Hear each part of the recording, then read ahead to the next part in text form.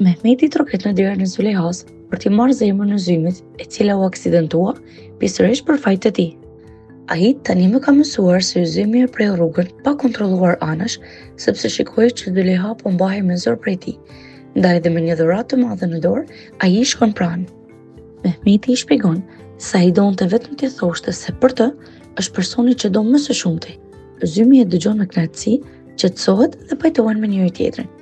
Gjatë asaj kohe, në kuzhinë, Fadik po çmendet nga ardhja e mysafirës së re, Xhevrijes.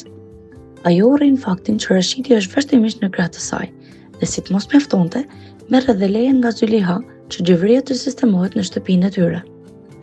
Si fillim, Rashidi të flej në një dhomë tjetër ende më të vogël, që dhomën më të madhe ta lërë të lirë për Fadikun dhe kushërirën e tij Xhevrien.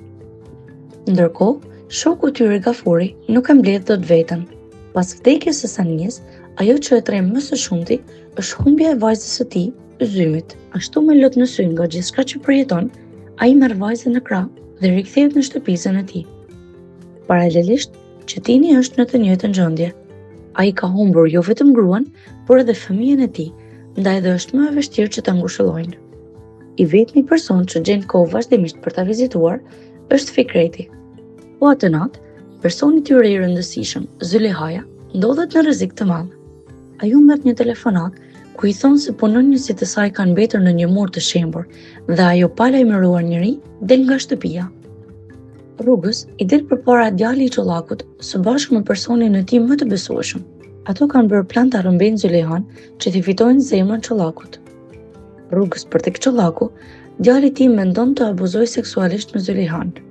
Ai ndalon në një vend ku pandej se nuk do të shikojë njëri, por për fatin e Zulehas, ai ndorron mendjen në minutë të fundit duke pasur frikë të atin. Askush përveç Vahabit nuk e di se Çollaku po fut në kurth vetë djalin e tij, po e përdor atë. Që të hiqet si i mirë para Zulehas, Çollaku pranon të konsumojë të birin. Ai fillimisht të urdhëron që ta rrëmbejë Zulehan si provë për t'i treguar se është mjaftueshëm i Zoti.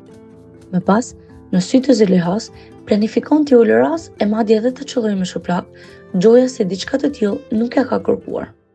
Ndërmjet kësaj skeme mashtruese, Çollaku pandej të fitojë besimin dhe pëlqimin e Zulehas.